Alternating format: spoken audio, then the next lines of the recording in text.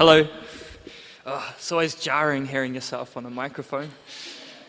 I'm glad at least we're doing it here at Alleluia, which has pretty much been my kind of lounge, stomping ground for the last 15 years or something. Yeah, it's cool. I used to live right here in the arcade, actually. I wasn't supposed to.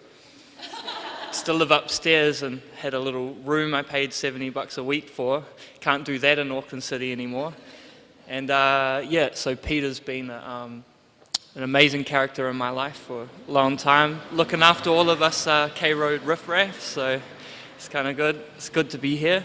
I guess the central theme of what I want to kind of talk about today, it's really about identity, and identity has been, it's been a major stream in my work, and I didn't really realize until the residency, and talking a lot with my friend Gary that's here, and who came along with me to Miami and helped me through a lot of my work. I started to really think about what the reoccurring kind of issues and things that I've been dealing with in my painting have been, and identity has sort of been one of the main things. So cue the first image. So that's Batman, and it's kind of funny, actually. Like, my friends might laugh because I just gave a speech at my friend's wedding anniversary recently. Somehow everything I ever do whenever I speak in front of a crowd relates to Batman somehow. So this Batman image, the reason why I chose this, when I was about 2 or 3 years old, my parents were teenagers when they had me. My mum was still in sixth form at high school. My dad was an electrician's apprentice, and he was only 19. And they weren't really equipped to kind of, they didn't have a lot of money, I guess is what I'm trying to say. They were young. And my grandparents were absolutely key in my early kind of childhood and raising me. And my grandfather in particular, I used to spend a lot of time with them, and as I said, we didn't have money for all of the kind of flash expensive things, but one really inexpensive way to entertain me as a kid was comic books, and comic books were very cheap, about 70 cents at the time. Once again, you'd never find a comic book for 70 cents at the local dairy, and the era that I used to, really remember of the DC comics, especially Batman, was, the artwork was all done by these guys, Neil Adams and Dick Giordano, and they were the principal Batman artists for DC, from about 81 through to I don't know when, but I just remember this really being a really impactful image. And it's funny because you're going to see some parallels with this image to some of my recent art, which Gary will know about. No, not yet, it's all good. But I just want to say that Batman really was the first obsession I ever had. Batman was the first thing that I was absolutely so completely obsessed with. It ran right through till I was about 11 or 12 years old, when I learnt the hard way that dressing up like Batman and walking down to the Morningside train station wasn't a particularly good idea, when most kids were more into watching Colors and Blood In and Blood Out, and they were kind of doing their thing, and I was kind of doing the Batman thing, and I had to kind of reassess my whole kind of steez at that point. So next image. In particular, Frank Miller's Dark Knight Returns, I just wanted to show it because this was just so impactful for me, just everything, Frank Miller's kind of whole style of inking and everything. It was, and I think that I never had a formal education as an artist, so comic books were absolutely so key in me developing my drawing style. I completely learned how to draw everything you could think of by basically copying from comic books. And Frank Miller was one of the main artists that I copied from a lot. And the next image, and this is from Alan Moore's The Killing Joke, which was probably like my most favorite comic when I was about probably 10 or 11 years old. It was amazing. And actually Alan Moore, like he was a 2000 AD comic artist, and 2000 AD was the other comic book that I was absolutely obsessed with, like from about 7 or 8, like right through to my early teens. So I just wanted to start there because like everything, like all of my illustrative style and everything, and just the power of kind of pop imagery and the use of like really impactful color and type and really dramatic things like smoke and explosions and shrapnel and like, all of these things have like carried right through to today in the way that I paint. And I only actually realized that recently, so but it goes right back to the beginning of my life, so I just kind of thought that would be a kind of good place to start. And so the next image that I have, this is the neighborhood where I grew up, and these are the old trains, like the Transmetro trains that with the old livery that they had. And basically I just wanted to show this image because this is basically where I got the rest of my art education. Hanging around here, literally painting this wall, that wall there, and cutting up and down these train tracks, walking to Mount Albert Primary, much to my mum's horror, and copying the art that was on these walls. And a big part of my identity, I guess, started from hanging around here and meeting the friends that I still have today. Literally, we didn't meet on the internet or at nightclubs or like wherever people meet today. We met walking up and down the train tracks. Ben, my other friend here, we literally met on the stretch of train tracks about how long ago? Nearly 20 years ago. So, So, next image. And that's me painting a train in Masterton, and I got arrested shortly after that. I was very upset that someone took that photo at the time because they let the flash off, and I was very paranoid that that was going to like somehow get me caught, and it did. But the guy that took the photo, he didn't get caught, and many years later he turned up in my house, and this is the only image I have of this very ugly piece that I was doing. You can see the train, I can almost reach the top. I did the whole painting with my feet on the ground. That was kind of... This made the news, actually. It was on like main headline on like both the 6 o'clock, like both TV3 and TV1 simultaneously. It was like the first headline of the night. Speaking of identity, this was a very defining point for me because this is the point where I went into kind of like the mainstream kind of psyche in a way, because it was the first time I kind of got any type of like media, and it was great. It was cool. The next image. But I'm just showing you these images because this is where I come from. This is how I spent my whole youth, kicking around and doing this stuff. Other people went to art school or whatever, and this was my art school. This is what I did, and it was very defining for me. And without all of this journey, I wouldn't be where I am today. So yeah, I wanted to talk a little bit about that. Another image. That's painting one of those walls in Morningside. Once again, a very ugly piece. But essential, all part of my development. So yeah, and the next image. And that's kind of the type of stuff I'm doing today. That's me. So you could kind of see I kind of upped the scale a little bit, got technically a little bit better. And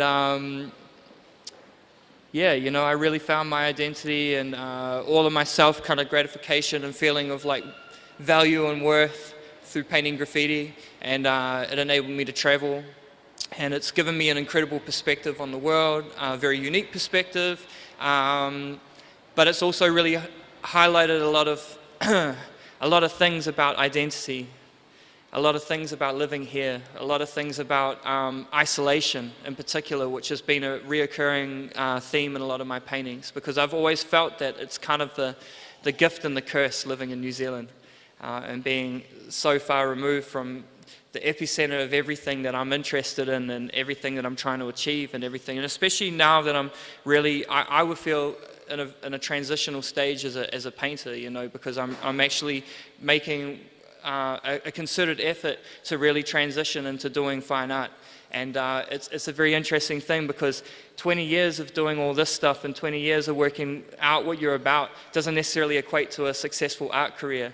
I can't walk into a gallery with a CV of these photos and be respected or even acknowledged. And, you know, as Elise mentioned, I mean, me and my friends, we went to Germany twice, and we literally, you know, won this competition. We're undefeated still, and we battled literally the cream of the crop of like graffiti crews from around the world, from like, you know, about 30 different countries. And from each country there was like at least 12 crews that competed to represent their country, and we barely get a mention in the paper, you know, we barely get acknowledged for anything that we do locally. But when we travel, it's a completely different story, and it's a very hard thing, because the trade-off is that New Zealand is a really fantastic place to live, and people here are really fantastic, and we have a quality of life, and the air is nice, and we can drive 45 minutes to the best beaches in the world, and everything's like really cool. But I really believe that if you want to succeed, if you really want to take things to the next level, I think that New Zealand, unfortunately, is a really fantastic incubator space. It's a really great place to develop like what you're into and what you're about and hone your skills. But if you're thinking about the old school models, you know, the old school ways of working, and that you conquer one territory and then you travel to the next, and then you conquer that territory and you travel to the next, like, you're never going to succeed. You're never going to succeed if you're thinking in that. It's a very antiquated way to like approach working. You know, you need to start thinking globally, like about how you work and promote yourself. You know, and unfortunately, even in this internet age, a lot of it has to be done literally in person. Like, you actually need to travel. Like, it's key. You actually need to meet people face to face still in this internet age. You need to literally, if you really want to make an impact in a place like America, for example, then you need to go there regularly. You need to actually go and meet gallery owners face to face. You need to like build with other artists. You need to go into studios and see how different people work. You have to talk to people around the scene and understand the mechanics of it. And it can't be done from sitting in your living room or, you know, your office and on a computer. I mean, it can, but it's going to take longer. And you need to do it. And I'm a big advocate of that. And the next image says, "Help, stuck on this crazy island." And that's basically the way I've been feeling for like a long time about living here, you know. It's kind of, like I said, it's the gift and the curse. And this is, you know, I kind of hate this drawing when I look at it now.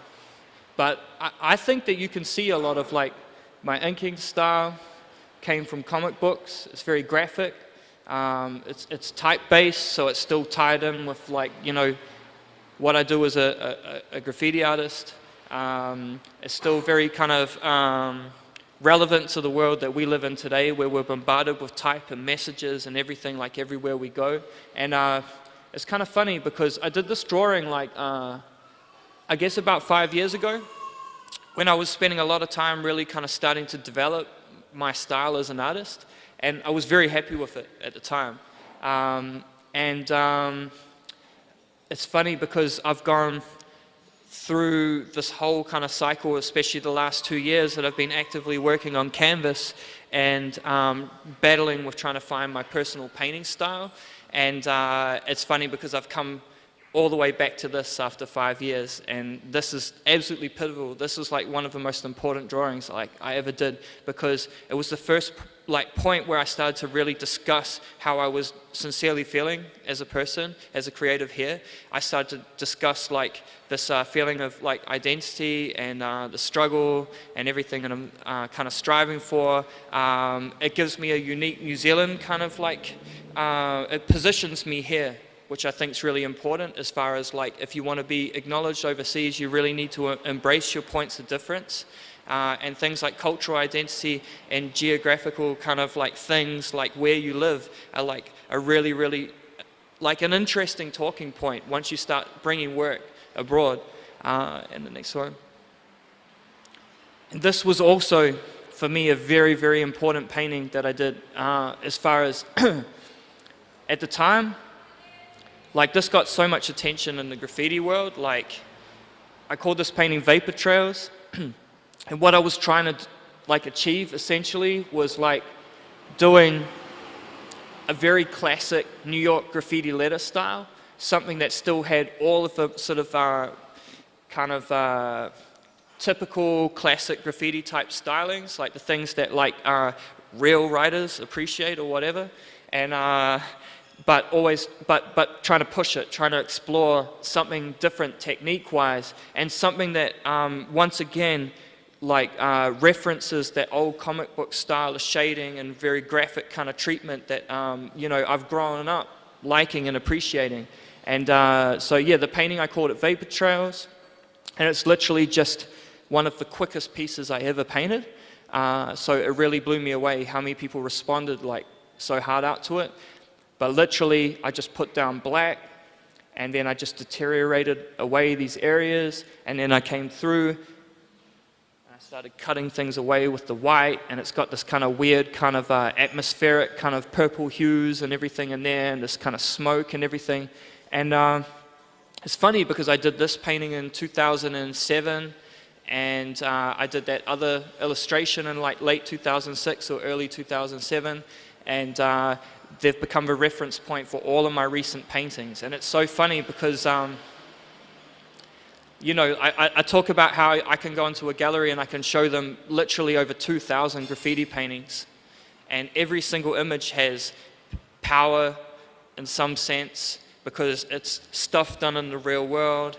It's stuff that I went through. Like every photo that I could show you has an immense amount of backstory.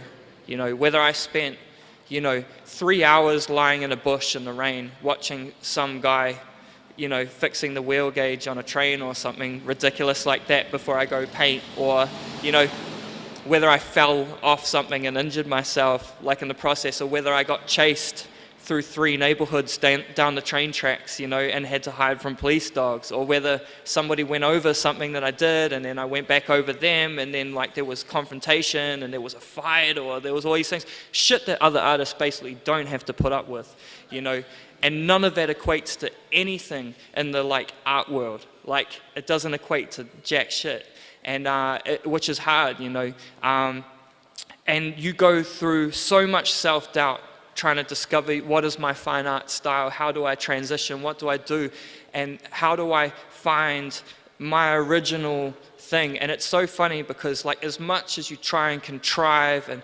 push and do all these things that you think would be great ideas, the most natural things that are already happening that you've been doing unconsciously are always like the best idea, and you should just honestly just go back to the original idea, just go back to what comes, like just do it, but just do it to a high degree, that's all, do it well.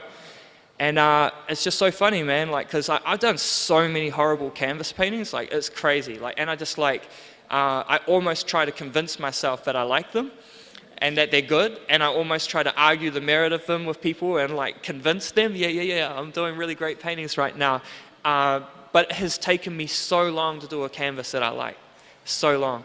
And it's just so funny because the 2 main ideas were already there ages ago. I set them, you know, the blueprint was there like 5 years ago. It's so crazy. So this was another one. This was another kind of decorative type treatment. So I'm just showing you all of these kind of weird experimental pieces that I did that aren't the typical pieces that people know me for, but they're the ones that have like, you know, stayed true in my painting style today. And this was another painting. Actually, it's funny, I've shown you 2 paintings I did for my friend Revote from Los Angeles. And this was another one. But yeah, I basically talked that all through. So next image. So here's me and Gary. That's Gary there. And this is Gary and I working at the Fountainhead residency. This was before we were actually in the studio. This is like working in the garage, very hot garage with this tiny little fan to heat us up, which wasn't doing a very good job. And actually, if this image wasn't so desaturated on the screen, you could see the incredible sweat stains under my pits, and even like big chest one kind of emerging. Here, people are really into this idea that the artist is this like struggling dude that has, you know, all this kind of like pain and sorrow and struggle, and sits in a little, I don't know, pokey studio somewhere and like laboriously like slaves away on their paintings, and like it takes forever, and they have no money and they just eat bread, you know, and I don't know, cut off the air, or, you know, I don't know, just, everyone has this idea, and it comes back again to, and I believe it's a cultural thing about New Zealand, because like geographic isolation has been like an absolutely like defining thing in like the New Zealand like psyche. Like it's basically like I say, the gift and the curse. Like geographic isolation has made us be so good at so many things so that we feel a part of the world. Like I always use coffee as an analogy. I don't know if coffee is a great analogy, because like, you can go anywhere in the world, and honestly, like you'll never get a good coffee like you would here. Like you just don't get good coffee in America very often. You definitely don't get good coffee like generally in Europe or the UK. Like it just doesn't exist. And like it's really strange that we live here and we're so removed from the source, yet we just are such coffee connoisseurs. Like so much so that you can drive through the most rural part of New Zealand and still pull up on the side of the road at a little cafe and get a pretty decent coffee, And I find that interesting. Like I find that really, really intriguing, And then it's like, why do we have such incredible musicians or incredible like fashion designers or incredible painters, Like why do we have just this whole multitude of like incredible people that are so good at stuff? And it's because we try so hard to be on par with like stuff that's happening abroad, to feel part of the world, to feel some sort of like connection, And I just think that in a way though, that we romanticize the kind of struggle of it all so much that, that we don't ever kind of take it to the next level, And that's what I think about this whole kind of, the incubation like space. You got to get out there. Going to America, I just was hit with one incredible like kind of realization, and that is that art is a business. Like art, yes, it's expression and it's really important, but art and the people that are really successful and prolific in the art world are like the most incredibly business-minded people. And aside from that, the main point I wanted to make about that is that basically, for every really prolific, really incredible artist that's working at a really high level, that's just showing continuously, and they just almost seem like superhuman. Like I just can't work out like, how does this dude do 50 incredible paintings a year and exhibit like 3 times in a year and just be so good and so prolific and work across so many different fields? And it's because like no artist working on that level in America is an individual slaving away in a little studio space by themselves. It's just not like that. There's whole teams of people. There's people doing PR for you, there's people that are, there's just so many people. It's just crazy. I was just blown away. Like, you know what I mean? It's like, you really need to start building a network of people around you that have the same goal, and everybody's got to start lending each other a hand to get ahead, to work to the next level, is what I'm trying to say. Everybody needs to do it. You need to start building your network. If you don't have a skill, you need to find the person that has that skill, and you need to rope them in to working with you, and you need to just trade them your time, If you need a graphic designer to help you design something, then you need to bring them in, and they need to help you, and you need to definitely help them with their goal, And me and my friends, we sat down a few nights ago, and we literally did that. We literally sat down, and in a room, like, 15 of us all spoke about our goals and what we want to do, and then we start pairing everybody up and who has the different skills to fill, to complete each person's puzzle and move forward. And I think that that's something that people really need to do in general, And if the money is there to pay your friends to help you work to get ahead, then you got to do it too, And that all factors into like the end product. And honestly, forget about galleries. Like forget about them. I'm nearly there. Forget about galleries. That's my other like bit of insight that I want to share with you. Do things on your own terms at least. You need to just, if you want to exhibit, don't feel like you have to do it on somebody else's terms. Don't feel like you have to pander to what they think you should be doing. Don't listen to anybody, like unless you believe that they got your actual interests at heart, like unless they're a close friend. Just go out there and just do it.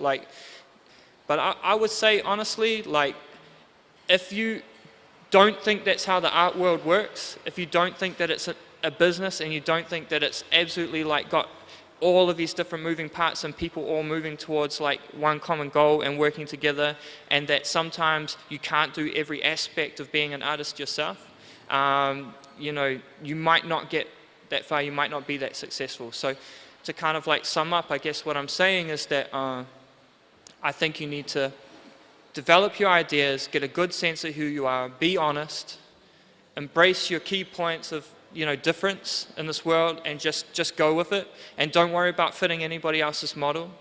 Think about doing things on your own terms. Surround yourself with good people that want to see you succeed, but you need to give that back.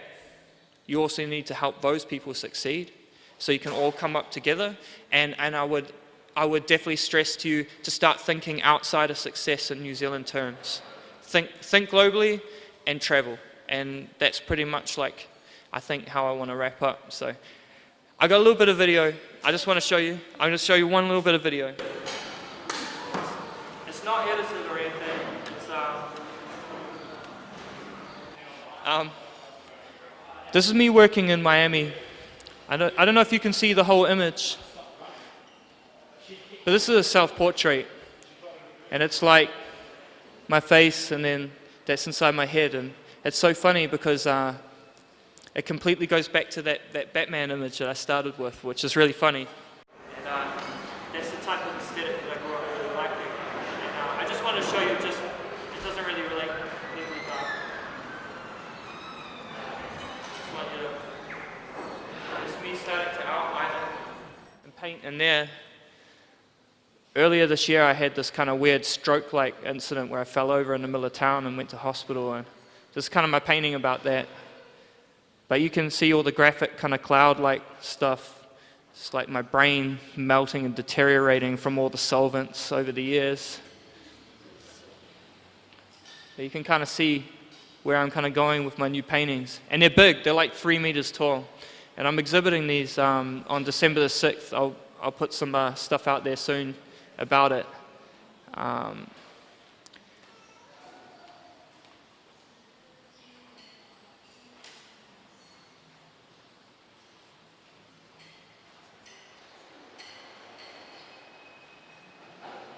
And this is the type-based stuff that I'm working on.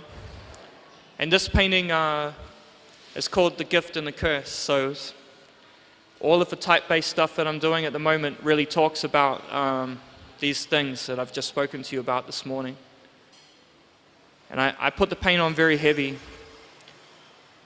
Let's get this very graphic kind of effect.